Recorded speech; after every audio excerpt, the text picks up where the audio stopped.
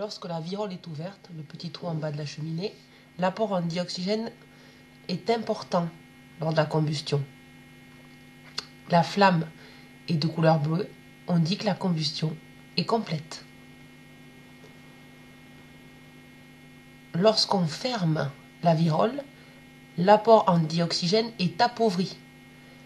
La flamme prend alors une couleur jaune, on dit que la combustion est incomplète. En posant une coupelle au-dessus de la flamme, un dépôt noir apparaît, c'est du carbone. Les combustions complètes et incomplètes produisent des gaz comme l'eau et le dioxyde de carbone. À la différence, les combustions incomplètes produisent aussi du carbone, mais également des gaz toxiques comme le monoxyde de carbone.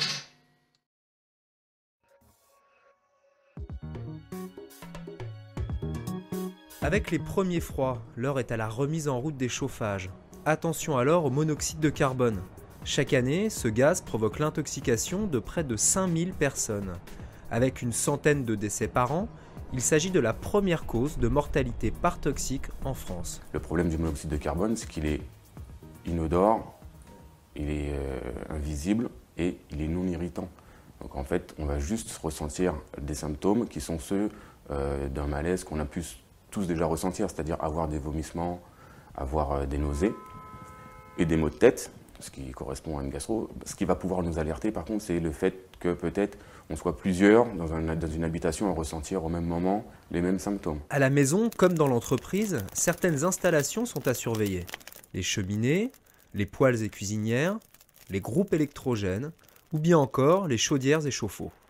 Pour prévenir en fait des dangers, donc des intoxications au monoxyde de carbone, c'est l'entretien déjà de nos appareils à combustion. D'où l'importance d'avoir des contrats d'entretien sur les appareils type chaudière, puisqu'ils sont à ce moment-là contrôlés tous les ans. Le fait de ne pas contrôler sa chaudière, ça implique aussi qu'elle ne soit pas forcément nettoyée tous les ans. Ça risque d'entraîner donc des complications au niveau de la combustion à l'intérieur même de l'appareil. En cas d'intoxication, 5 mesures simples sont à respecter. La première consiste déjà à arrêter donc la source de combustion, c'est-à-dire soit votre chaudière, soit un moteur thermique, soit le moteur d'une voiture. Aérer au maximum toutes les pièces en ouvrant les portes, les fenêtres. Vous devez ensuite évacuer. Si vous êtes dans un bâtiment, vous évacuez votre foyer, mais également le bâtiment. Parce qu'il faut savoir que ce gaz, arrivé à une certaine concentration, devient également explosif. Donc on va quitter le bâtiment complet. Donc, si vous êtes dans une maison, vous quittez votre maison. Vous alertez les secours. Pour ça, vous avez 3 numéros d'appel d'urgence, le 15, le 18 et le 112. Et surtout, ne pas réintégrer votre logement avant d'avoir eu le feu vert des pompiers ou d'un professionnel du chauffage. Le monoxyde de carbone reste encore méconnu du grand public. Pour se prémunir, le plus simple reste ainsi l'installation d'un détecteur de CO. Les détecteurs de fumée qui existent aujourd'hui ne sont pas tous des détecteurs de CO. Ceux qui sont en vente ne le sont pas tous non plus.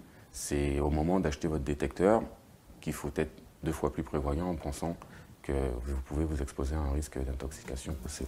Il n'existe pas encore de véritable législation en la matière. Installer un détecteur CO chez soi n'est pas obligatoire, contrairement aux détecteurs de fumée d'ici à 2015.